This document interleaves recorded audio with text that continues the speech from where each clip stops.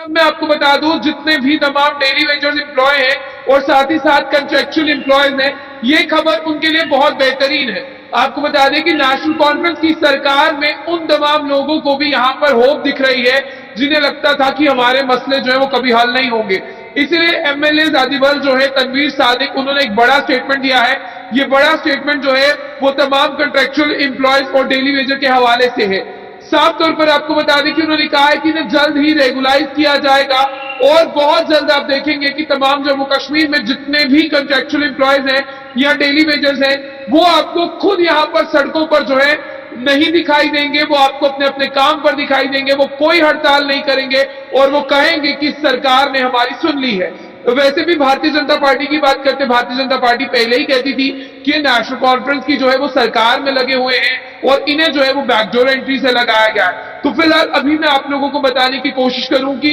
National conference के हवाले से जो एमएलए जादिबल है यानी तनवीर सादिक है, उन्होंने कहा है कि डेली वेजर्स और बात करते कंट्रेक्चुअल एम्प्लॉयज को घबराने की जरूरत नहीं है, क्योंकि यहाँ पर जो उमर अब्दुल्ला की गवर्नमेंट है उसमें जिस तरह से मैनिफेस्टो की बात करते हैं उसमें इन इश्यूज को जो है वो ऑलरेडी टेकअप किया गया था, लेकिन अब आहिस्ता आहिस्ता उस पर काम चल रहा है और हम डाटा कलेक्ट कर रहे हैं और हमें उमर साहब के पास ये डाटा रखना है ताकि जम्मू कश्मीर के जितने भी कॉन्ट्रैक्चुअल एम्प्लॉय के साथ साथ डेली वेजर हैं उनकी डिमांड जल्द से जल्द फुलफिल हो सके। अगर बात करते हैं डेली वेजर्स की, तो आपने देखा चाहे कश्मीर हो चाहे जम्मू हो, 60,000 से ज्यादा डेली वेजर हैं, तो 60,000 परिवारों में कितने ज्यादा सदस्य आते हैं। तो वो काफी देर से जो है प्रोटेस्ट कर रहे थे। आपको हमने बीसी रोड से काफी बार तस्वीरें दिखाई कि देखिए आज साल हो गया, आज 8 महीने हो गए, आज 9 महीने हो गए, लेकिन इनका मुद्दा जैसे का जैसा ही बना हुआ है। और आपने ये भी देखा कि वो बार बार जाते थे, उन्हें कहा जाता था ये पाप की कंट्री है,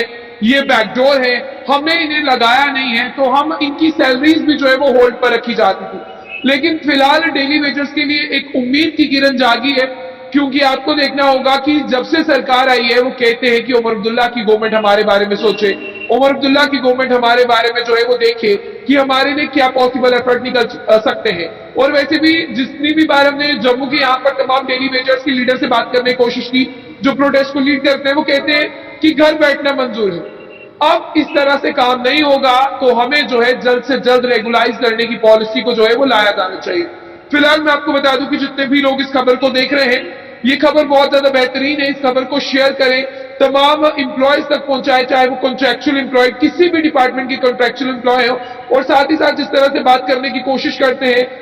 आप लोग इस खबर को देख रहे हैं, आपको कैसा लगता है कि सरकार बनती, देखिए अगर मैं 16 तारीख की बात करूं तो 16 तारीख को जो है वो सरकार बनी थी और अभी की जिस तरह से बात करते हैं यहाँ पर आज 12 तारीख है, महीने से भी कम दिन है, अभी महीना पूरा नहीं हुआ है, लेकिन सरकार उमर अब्दुल्ला की सरकार जिस तरह से कहते हैं हम कि एक्शन मोड में दिखाई देती है, तो उस एक्शन मोड का यही है कि अब कंट्रैक्चुअल एम्प्लॉयज के साथ साथ डेली वेजर्स के हक की बात होगी। और इन्हीं के जो एमएलए जादिबल तनवीर सादिक, उन्होंने कहा है कि जल्दी सरकार इन्हें रेगुलाइज करने की पॉलिसी ला रही है। फिलहाल